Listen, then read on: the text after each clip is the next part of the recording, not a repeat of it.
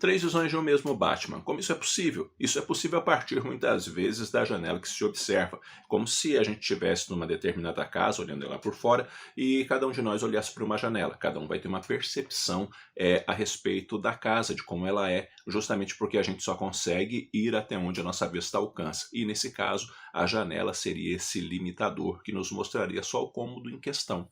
E muitas vezes é isso.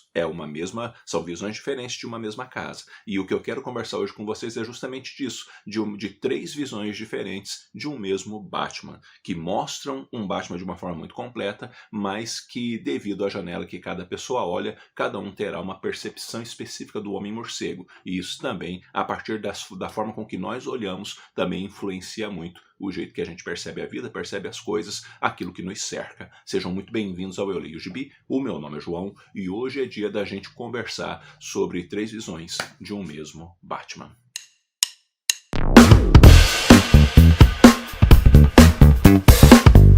Em setembro de 1988, chegava nas bancas dos Estados Unidos a edição de número 423 da mensal do Homem-Morcego. Batman 423 tem o roteiro do Jim Starlin e a arte do Dave Crockett e foi publicado recentemente na saga do Batman, mais precisamente na edição de número 6. E aqui tem uma história bastante interessante, que é justamente a história da capa aqui desenhada pelo Todd McFarlane e que tem por título Você Devia Ter Visto Ele, onde, diante de uma circunstância no mesmo dia, três policiais vão passar por uma situação junto do Batman, onde cada um deles vai notar o Batman de uma forma diferente. E diante daquela experiência, eles vão dizer, o Batman é assim e assim. Mas a partir do momento que eles vão compartilhando a história, chega inclusive um meio que ficar assim com o outro. Será que isso realmente acontece? Será que o Batman que você conhece é o mesmo que eu conheço? Porque o que eu conheço é desse jeito. E o outro fala, não, o Batman que eu conheço é assim, assim, assim. E é por quanto de quê? Justamente por conta da experiência que cada um tem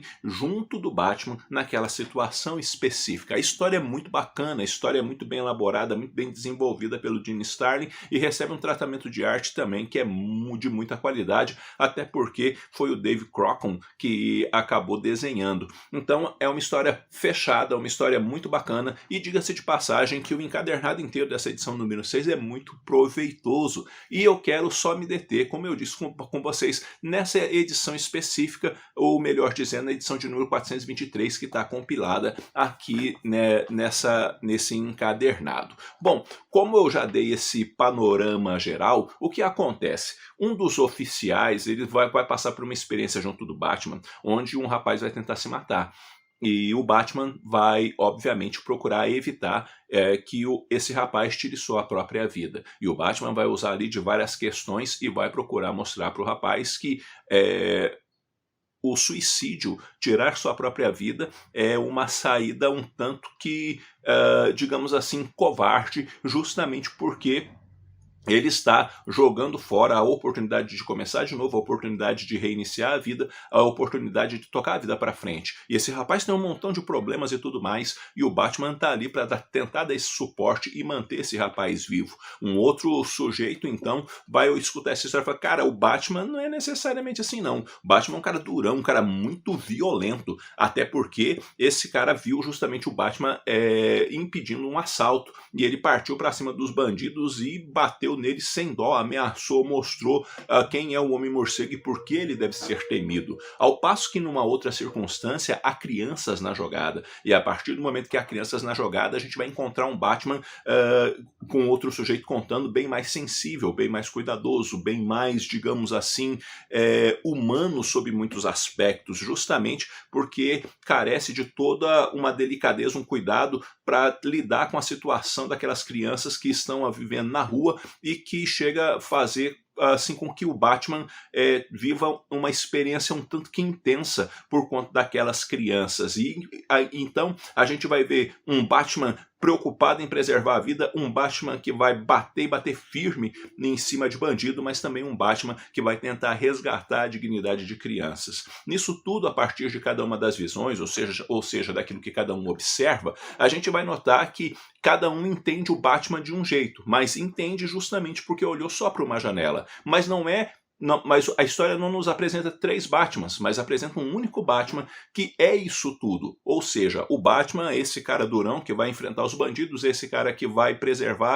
procurar preservar a vida do sujeito que está procurando tirar sua própria vida, mas também esse Batman que, se preciso for, vai abraçar a criança, vai cuidar das crianças, justamente para que elas não vivam a miserabilidade da vida, se assim ele pode evitar. E dessa forma toda, quando a gente se encontra nessa história e percebe a dimensão dessa história, não só a gente vai ver uma história bem trabalhada pelo Dave Crockett e pelo Jim Starlin, onde eles vão apontar, né, obviamente, problemas sociais, vão apontar a questão da violência, a questão de crianças abandonadas, a questão da indignidade humana, entre outras coisas, e o Batman como elemento ali para evitar que essas coisas fiquem se repetindo. E essa é uma crítica muito séria, muito bem abordada e feita de forma muito inteligente pela equipe criativa, mas também vai mexer com a gente. Mexer com a gente em que sentido? Só no aspecto ali desse Batman cuidando de todos esses aspectos da vida ou desses enfrentamentos que muitas vezes há na nossa vida? Não. Muito mais também sobre a percepção que a gente tem das coisas e como essa percepção pode mudar a partir do momento que a gente começa a olhar por outra perspectiva a respeito de vários aspectos, de vários assuntos, como até mesmo dentro das nossas próprias histórias que nós tanto gostamos e tanto admiramos. Ora, muita história que a gente gosta por causa do quê? Por causa do elemento nostálgico, aquela coisa que ficou lá no nosso coração de quando a gente era jovem, não é não? Muito novinho e leu lá uma determinada história, que de certa forma, se for marcar bobeira, a gente tem até um certo receio de ler essa história de novo, justamente por ter medo dessa história ser chata, essa história não ter aquela dimensão tão intensa que já teve na nossa vida quando a gente leu ela. Então a gente às vezes evita de reler certas histórias por causa disso. Ou pior, a gente relê a história e fala assim, nossa cara, não é tão legal quanto eu achei quando eu era mais novo. Mas por quê? Porque o meu jeito de agora olhar a vida, perceber a vida e as situações é muito diferente daquela situação que outrora eu vivi, ou a própria limitação da juventude me impedia de perceber algumas coisas na história. E não só isso, você pega às vezes alguma história mais profunda, mais intensa, e quando às vezes também a gente era muito novo, a gente lia aquela história e via só o elemento do heroísmo ali e não enxergava muitas vezes a crítica social, não enxergava muitas vezes o problema que o próprio autor estava abordando, seja com drogas, seja com exploração de pessoas, seja com manipulação de informação e por aí adiante, com Guerra Fria e tudo mais, né? Ou seja, quando eu li, por exemplo, a primeira vez Watchmen, eu não li Watchmen dentro daquela perspectiva de um gibi cheio de camadas, não, eu li como uma história de super-herói, onde, diga-se de passagem, eu gostava muito do Rorschach.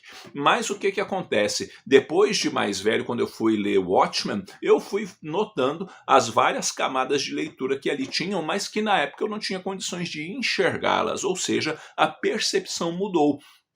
Eu tenho hoje uma visão muito mais ampla de Watchmen por causa do meu amadurecimento. E muitas vezes a gente olha para as pessoas, olha para circunstâncias, olha para assuntos que dizem respeito aos nossos próprios valores e a gente precisa às vezes notar se a gente ainda está tendo a mesma percepção daquilo. Por quê? Porque aquele elemento ainda é aquele elemento, mas o que muda é o jeito que a gente enxerga, justamente porque às vezes a gente vai olhar para uma janela diferente, ou às vezes a gente vai de fato entrar dentro da casa e ver o quanto que ela é ampla e o quanto que se tem a conhecer a respeito daquilo. Então a história proposta pelo Jim Starlin é uma história que nos mostra 3 visões de um mesmo Batman. E muitas vezes a gente tem uma visão de uma pessoa. Por quê? Porque a gente observa ela de longe, a gente acha que ela é isso, aquele ou aquele outro. Quando a gente chega mais perto, a nossa visão muda. Por quê? Porque quando a gente chega mais perto e conhece a pessoa, muitas vezes a gente vai notar que as aparências enganavam terrivelmente. Aquela pessoa que a gente achava que ia ser chata, insuportável, é na verdade uma pessoa muito bacana. Como também pode acontecer o inverso. A gente cria uma imagem, porque a gente observa de longe alguém e fala assim, cara, esse sujeito parece ser muito legal, e quando tu chega perto dele, tu nota que não tem nada de legal na pessoa, a pessoa é arrogante, chata, insuportável. Ou seja, o olhar determina muita coisa, mas o local por onde a gente observa também vai determinar muita coisa. Então a gente tem 3 visões de um mesmo Batman, ou seja, é a mesma pessoa, só em situações diferentes, e muitas vezes o jeito que a gente nota pessoas, o jeito que a gente constrói percepções a respeito dos outros está muitas vezes numa situação que a pessoa está vivendo ou num momento que a gente está passando e a gente fala assim, aquele sujeito é isso e aquele outro, mas a gente não sabe, na verdade, da amplitude da vida dele, ou muitas vezes a gente nem sequer chega perto daquela pessoa para saber realmente como ela é. E não só isso, entre outras coisas, até mesmo naquilo que te dizem por aí que é verdade ou não é verdade, o que falaram de você ou não falaram, e você muitas vezes não chega mais perto da situação para olhar e percebê-la de uma forma mais ampla para ver como é que resolve esse negócio e enxergar a situação realmente da forma devida. Mas por quê? Porque alguém te conta uma coisa, outro te conta outra coisa, e o bem da verdade é que toda história tem dois lados, e aí quando você junta os dois lados, aí sim você vai achar a verdade, porque sempre alguém vai contar a história defendendo o seu próprio lado e não e pouco vai se importar em esclarecer muitas vezes as coisas para que você realmente saiba o que aconteceu. Enfim, o olhar determina a nossa impressão, o olhar determina o jeito que é a nossa reação, o olhar determina a forma com que a gente vai gostar ou não de algo ou vai responder a algo, mas também a gente tem que notar que o local por onde a gente observa pode ser um bom local e a gente tem uma impressão exata e correta das coisas, ou a gente pode estar olhando pelo local errado. E daí a gente pode se lascar feio justamente por estar desenvolvendo uma ideia completamente equivocada. Então, Gibi também ajuda a gente a pensar nisso, pensar nessas coisas que mexem com a vida da gente, mexem na forma com que a gente percebe as coisas, nota as coisas, percebe a vida, até porque a gente está sempre se construindo, né não? Bom, eu vou ficando por aqui, eu espero que esse vídeo tenha tido alguma utilidade para vocês, e diz aí, leu a edição de número 6 da saga do Batman, não leu, gostou, não gostou? Vamos conversar um pouquinho, porque conversar com vocês é sempre muito bom. No mais eu vou ficando por aqui, logo eu tô voltando com outro vídeo, um abraço forte em todo mundo, até a próxima.